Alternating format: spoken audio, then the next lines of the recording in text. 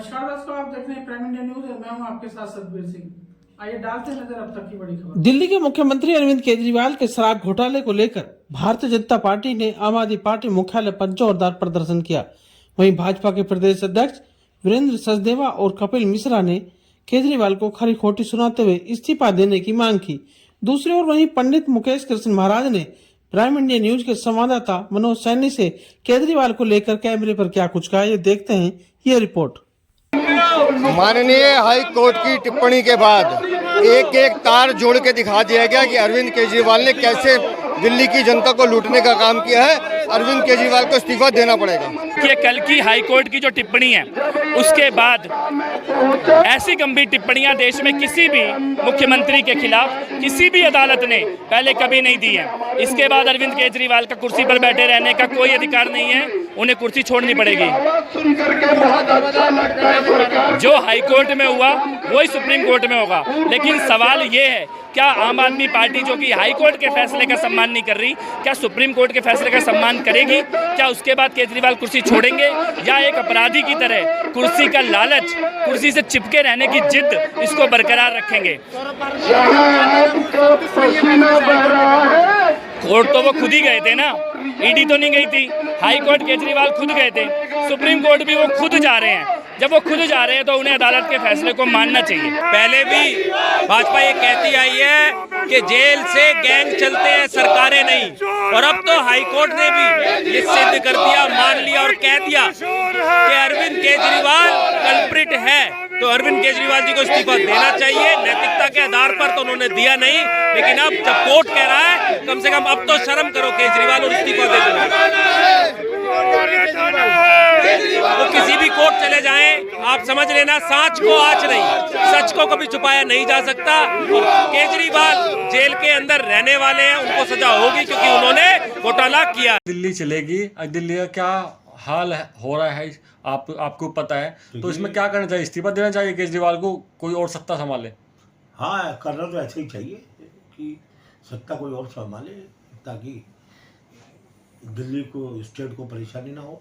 और वैसे तो एलजी साहब देख ही रहे हैं, तो मैं इनको ये कहूँगा कि एक्चुअली में केजरीवाल साहब अगर उन पर कोई एलिगेशन नहीं होता तो वो बहाल हो ही जाते। तो एलिगेशन के पीछे घिरे हुए हैं, तो एलिगेशन है तो दिल्ली की जनता जानती है कि जिस पे एलिगेशन है उसको कहाँ प्रोत्साहित करती है, उसको प्रोत्साहित नहीं करती। एक्चुअली में जहाँ तक इलेक्शन की बात है, इलेक्शन तो भारतीय जनता पार्टी ही जीतेगी। भारतीय जनता पार्टी क्यों जीतेगी कि सनातनियों के दिमाग में जो है वो ये है कि मोदी जी राम को लेके आए हैं, हम इनको लाएंगे, और ये सत्य है। तो भारतीय जनता पार्टी का ही विजय होगी। और मैं देख रहा हूँ कि जो कैंडिडेट हैं वहाँ के लोग, पूर्वी दिल्ली के कैंडिडेट है हर्ष भाटिया जी, तो बहुत ही अच्छे हैं कैंडिडेट। भी गरीब आदमियों को उतारा है इन्होंने, जो कि बहुत ही ईमानदार है। हर्ष भाटिया इतना ईमानदार इंसान है, इतना ईमानदार इंसान है कि ये समझ लो पैदल चलने वाले काउंसलर भी बने, आज भी उन्हें सब जानते हैं।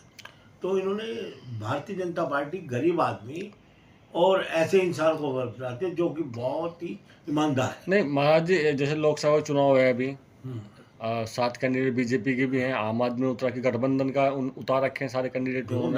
तो क्या इसे केजरीवाल जेल में है, क्या प्रभाव पड़ेगा वोटरों पे? कुछ कोई प्रभाव नहीं पड़ता, कोई प्रभाव नहीं पड़ता। देखिए, जब आदमी ये देखते हैं एलिगेशन में घिरा हुआ है और सीबीआई ने घिरा हुआ है, उन्होंने लोअर कोर्ट में उनका कुछ नहीं सुनवाई हुई, हाई कोर्ट में नहीं हुई, तो अगर सही सत्य होता तो जजेस जो होते हैं वो फैसला बिल्कुल भगवान नाम पे देते हैं और ठीक फैसला देते हैं। तो कहीं ना कहीं तो लिप्त है ना। अच्छा, तो अब कहाँ वो होगा? तो मुझे लगता है और 100% सक्सेसफुल है भारतीय जनता पार्टी। नहीं तो महाराज जी, दिल्ली की जनता तो बोलती है जो महिला हैं दिल्ली की, उन्हें फ्री बसेस थी, उनकी पानी फ्री था उनका, तो वे तो वोट देंगी उन्हें। तो उसमें क्या वो होगा?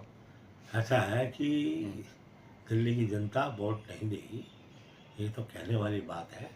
फ्री कर दिया आपने स्वार्थ से, कोई हर एक कोई थोड़ी ले रहा है, हर एक लड़की नहीं ले रही। 18 साल की हर एक लड़की नहीं ले रही कि मुझे चाहिए जी, लाओ जी 2,000 रुपये, और 10-20% ले रहे होंगे लोग। जो गरीब लोग ले रहे हैं, जिनको जो गरीब भी हैं और जिनको नहीं ले रहे वो नहीं ले रहे। क्या महाराज जी ऐसी फ्री की राजनीति क्या देश के लिए सक्रिय है? बिल्कुल नहीं है, बिल्कुल नहीं है। आप अपंग बना रहे हो, अपंग बना रहे हो। रोजगार दो, आप रोजगार दो उनको। 1,000 नहीं, 10,000 रुपये महीने का रोजगार दो, 50,000 रुपये महीने का रोजगार दो, काम करवाओ। उनकी जो योग्यता है उस पर कार्य करो, योग्यता को इस्तेमाल करो। इनकी योग्यता जो है, ये थोड़ी ना कि तुम 1,000 रुपये ऐसे दे रहे हो, इस तरह दे रहे हो कर को, भाई मुझे वोट दे दो, इसका मतलब तुम वोट खरीद रहे हो। तो महाराज जी आपने भविष्यवाणी की थी पहले, तो अब क्या लग रहा है आपको 2024 में? 2024 में मेरी पहले भी भविष्यवाणी थी और आज भी भविष्यवाणी है कि 350 से लेकर 400 सीटें भारतीय जनता पार्टी की आएंगी और नरेंद्र भाई दामोदर दास मोदी ही राज करेगा 2024 में।